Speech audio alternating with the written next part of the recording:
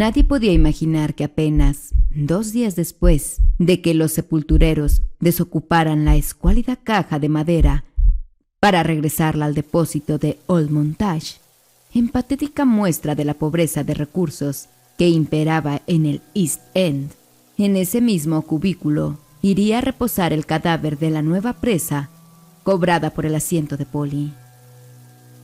La mujer bajita, regordeta, de abultados mofletes y fatigados ojos celestes, caminaba dificultosamente y parecía estar en las últimas.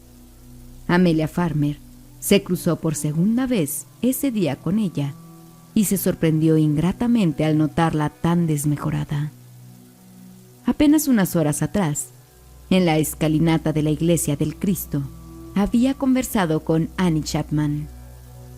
Ya entonces advirtió que su amiga lucía sumamente demacrada, pero ahora estaba aún peor.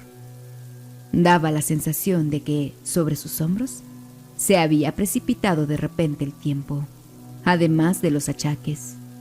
Aparentaba tener muchos años de los 47 con que realmente contaba.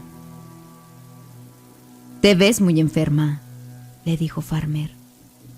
«Es que he estado pasando por muchos apuros. No he comido nada en todo el día, ni siquiera unas galletas o una taza de té», repuso con voz hueca la interpelada, y añadió: «Tal vez pudiera albergarme un par de días en uno de los asilos de Spitalfields. No sé, en verdad lo necesito, aunque tengo miedo de que allá me roben lo poco que aún me queda. Aparte, no tengo fuerzas para trabajar en uno de esos sitios a cambio de la comida. A donde debes ir es urgente, a la enfermería del London Hospital. Allí pueden ayudarte. Ya he pasado por allí en estos 2 últimos días y no me ha servido. Me han dado unas píldoras para mis dolores, pero ¿para qué las quiero si sigo comiendo tan mal? Toma, cómprate las galletas y el té con esto». Se apiadó la otra y le depositó en la mano unas monedas por valor de 1 penique. «No es mucho lo que puedo darte, pero no te vayas a gastar la plata en alcohol». «Gracias, amiga», le agradeció inexpresivamente, al tiempo que guardaba las monedas en uno de los bolsillos de su raído abrigo. «Tienes que dormir un poco. No puedes seguir recorriendo las calles tan tarde», le aconsejó con sincera preocupación Amelia. «Es que ahora no puedo ponerme a descansar. No debo rendirme». Parecía costarle articular las palabras. «Tengo que reponerme y salir a ganar algunos peniques, o no tendré dónde dormir esta noche». Chapman se despidió de su compañera y enfiló hacia su hospedaje, ubicado en el número 35 de la calle Dorset. No le bastaba con esas monedas para que la dejasen pernoctar allí. De contar con algo más de dinero, lo sumaría al penique regalado y abonaría el precio del catre. ¿Dónde iba a sacar los 3 peniques que le faltaban para pagarse el alojamiento? Aunque estaba hambrienta, en vez de comer, prefería asegurarse unas horas de sueño digno y no dormir a la intemperie, echada sobre un banco de la plaza. Su cuerpo le pedía a gritos descansar bien arropada, al menos durante algunas horas, libre del frío que la mortificaba en ese septiembre inglés. En su viaje se detuvo frente a la casa de Edward Stanley, un jubilado del ejército que vivía solo y al cual ella, además de limpiarle la finca, lo bañaba, porque estaba parcialmente tullido, y le prodigaba otros servicios más íntimos aún. El viejo era la única oportunidad que se le venía a la mente para hacerse con el dinero faltante.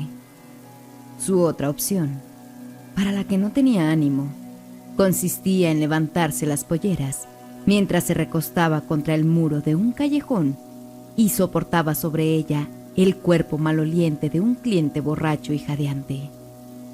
Annie no gozó de suerte esa vez. Atizó con sus nudillos 4 veces la vetusta puerta del hogar de su amigo sin que nadie le abriera. No estaba. Para colmo de males, empezaba a llover. El agua empapaba su chaqueta y su falda, y se escurría por debajo del pañuelo de lana negro anudado a su cuello. Se puso a tiritar. Nada más le quedaba el maldito recurso de siempre. Pero antes, pasaría por la cocina del albergue para secarse la ropa y calentarse las manos. Timothy Donovan la observó sentada delante del fuego de la chimenea en la espaciosa cocina de la pensión. Era la 1:45 de la madrugada del sábado 8 de septiembre de 1888. «Ya estás pasada de hora para andar todavía por aquí. ¿No subes a dormir en tu cama?», le inquirió el casero irlandés. «No puedo. Es que hoy no tengo nada de plata», repuso con timbre lastimero la interrogada. «En ese caso, sabes bien que no es posible que te deje quedar en la cocina. Ya conoces el reglamento». «Bueno, lo comprendo. Pero por favor no olvides reservarme una cama para más tarde. Conseguiré el dinero como sea. Esta noche no quiero pasarla en la calle». Con relación a las actividades de Annie Chapman, una vez que saliera del albergue de Donovan, hay desacuerdo. Se alegó que entre la 1 y las 2 de la madrugada la vieron bebiendo una copa en el pub Britannia con un cochero. Este encuentro podría haberse producido tanto antes como después de su estancia en la cocina del hospedaje. En torno a similar horario, intercambió unas frases triviales en la calle con un obrero, también residente de su pensionado. El ulterior avistamiento sobre la mujer data desde cuando la señora Elizabeth Long se cruzó con ella. La vio con un hombre mal entrazado, de aspecto harapiento, y que parecía haber pasado por tiempos mejores, conforme manifestaciones de la testigo en la instrucción judicial. El sujeto aparentaba más de 40 años. Su cutis era trigueño. Vestía una añosa capa oscura y portaba un gorro de cazador de ciervos. De acuerdo pretende este testimonio, la pareja hablaba en voz baja y parecía llevarse bien. Al pasar próximos a ellos, Long observó de frente a su vecina, pero no distinguió el rostro de su acompañante, el cual estaba de espaldas a ella.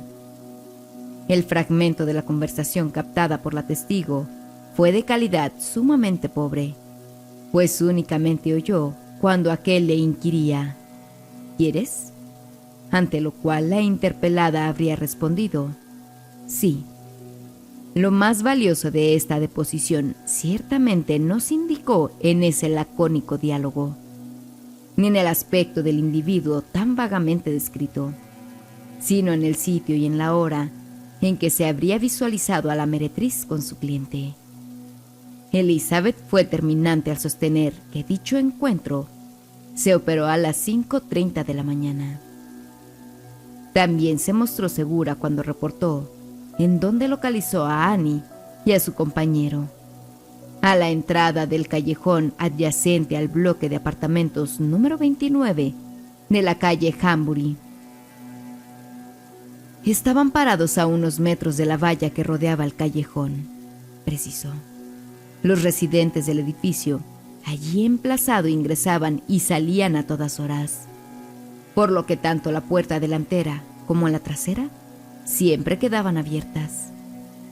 Lo mismo ocurría con la entrada del acceso al patio interior, el cual solía ser utilizado para fines inmorales, de acuerdo con una expresión de la época, por las prostitutas.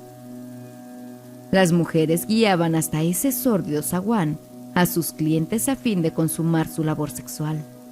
John Davis, un estibador que residía en aquel edificio, salió casi a las 6 de la mañana rumbo a su trabajo en el mercado.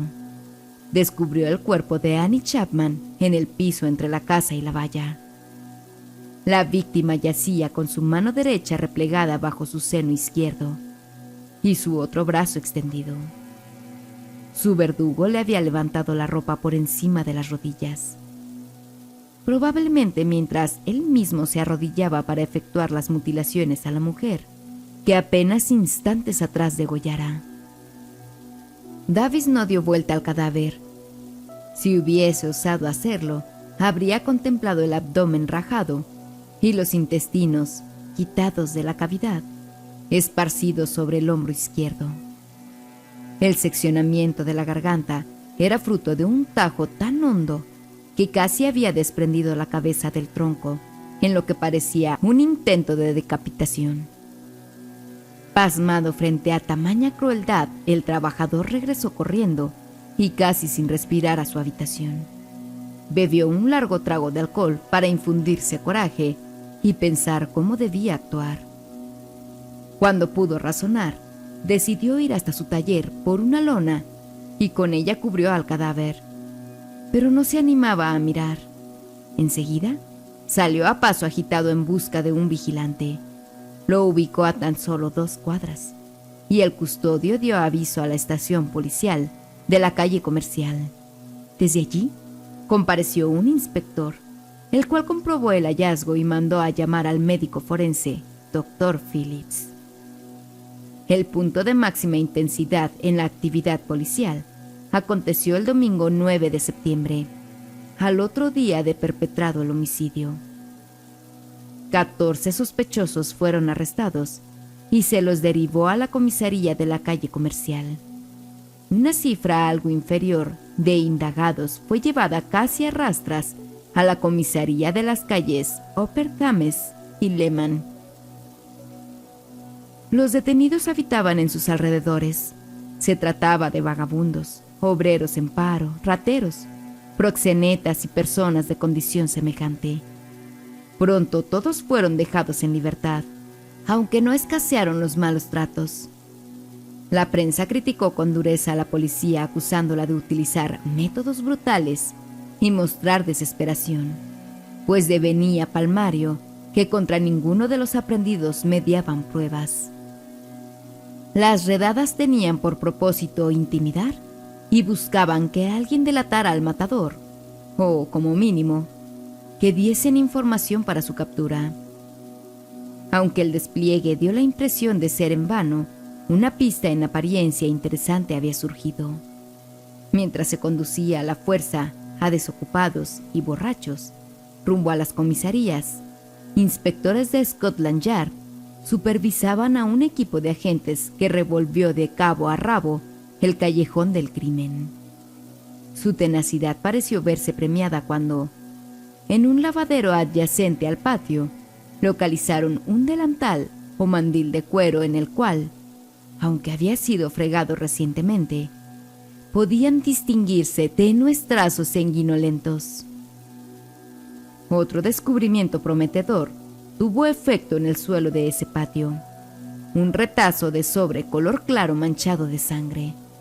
En el mismo, lucía impresa la marca del regimiento de Sussex y una estampilla expedida en Londres el 20 de agosto.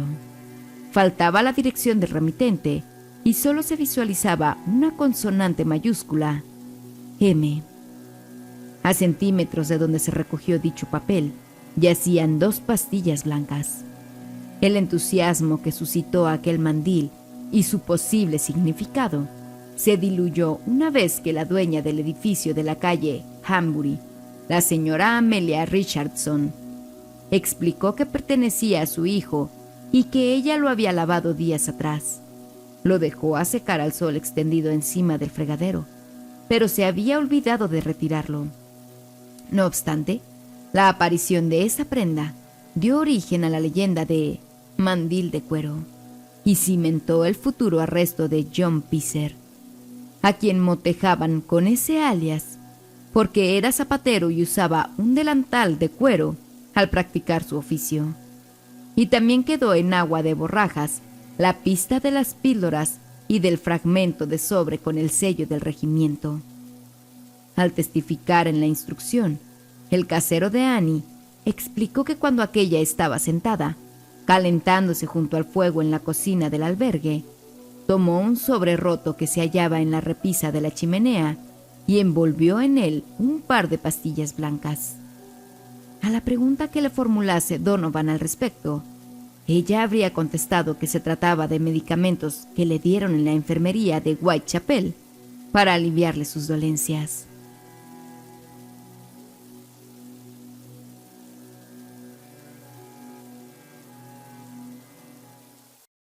Gracias a los miembros del canal que hacen que este proyecto sea posible. Si aún no te unes, ¿qué esperas? Pero si no está en tus posibilidades, comenta un gracias y deja tu like para que nuestro contenido pueda llegar a más personas.